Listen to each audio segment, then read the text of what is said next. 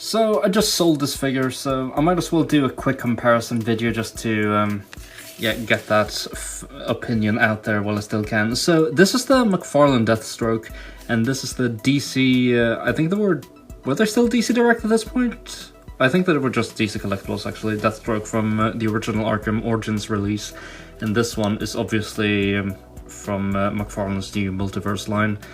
But yeah, they're based on the same design, and it's a tiny bit of an unfair comparison because I custom painted this one. I made a video about it if you're interested. This one has, I painted the black around the eye, if that counts. But anyway, let's just go over the figures. So right off the bat, this figure, the McFarlane one, is actually more accurate. It's got this nice sort of basketball looking texture, and he's got his chainmail, which this figure does not have.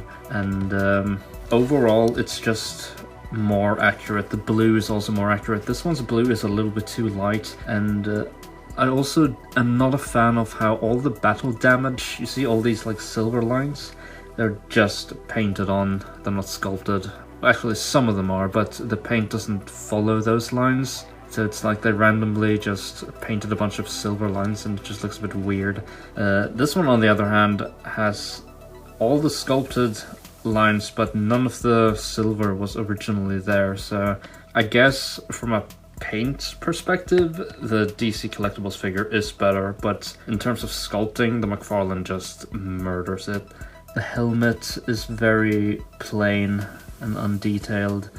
You can see the difference in texture. I'm not a fan of that McFarlane sculpted in this cut here, because in the game it's just normal here. It's a really nice metallic orange as well. That's more accurate than this flat orange. This one does have a removable gun, which a lot of people really care about. Honestly, I wouldn't really pose Slade with a gun. I would probably use a staff or a sword, but that's just me. Comparing the swords, so here's the McFarlane sword, and here is the DC Collectible sword. And, it's the same sword.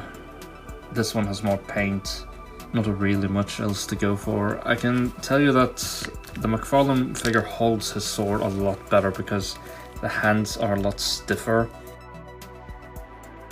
So you see, nice firm grip. Meanwhile, this guy, yeah, you see it's just like really floppy, and there, it even fell off. So after rewatching the cutscenes, it turns out that Deathstroke is actually holding his sword in his left hand usually. He must be ambidextrous or something.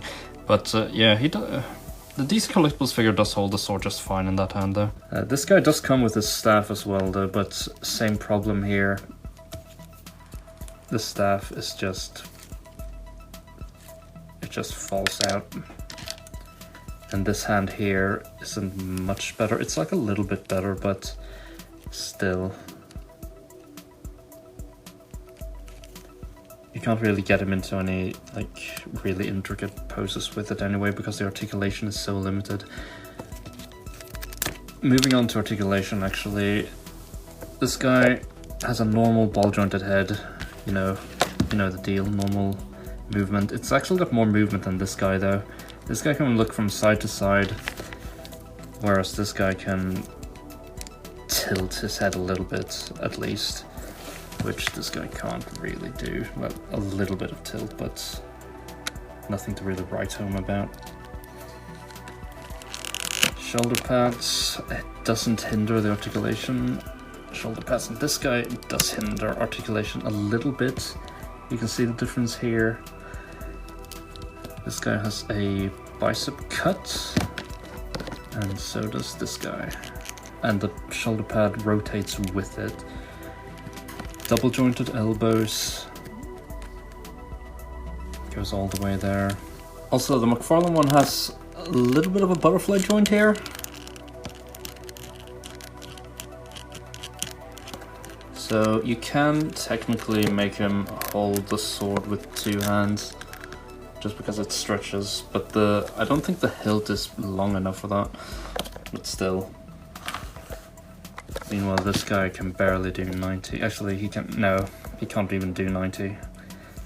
Not really all that great for the world's greatest assassin. We got a ab crunch, and we got an ab swivel, well, a waist swivel.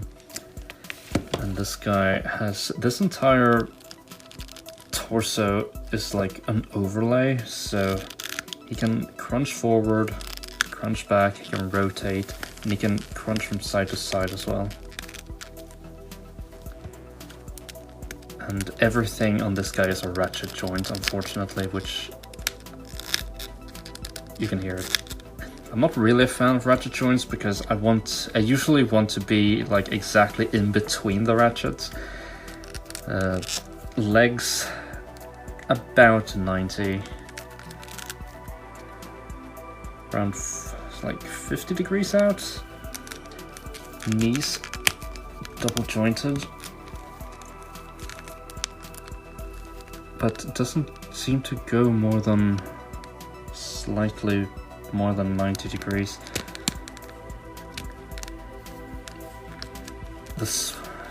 It swivels here as well.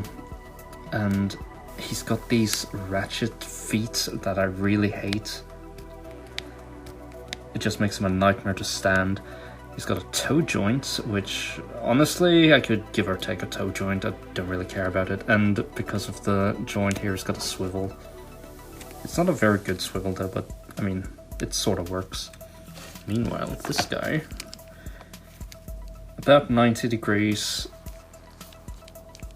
This armor makes his legs swivel.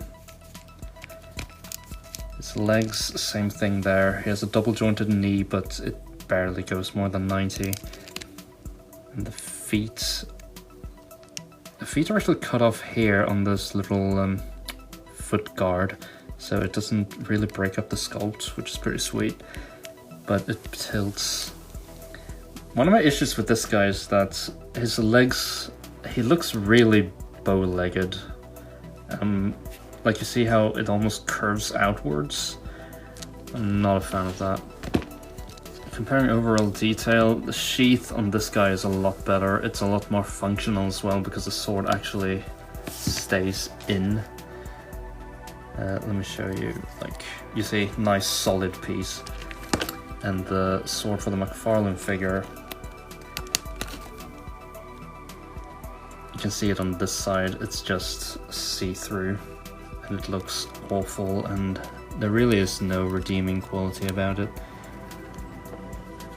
Like, it just looks stupid. The back is unpainted as well. This one has some nice matte finish, got some texture on there. And these metal screws.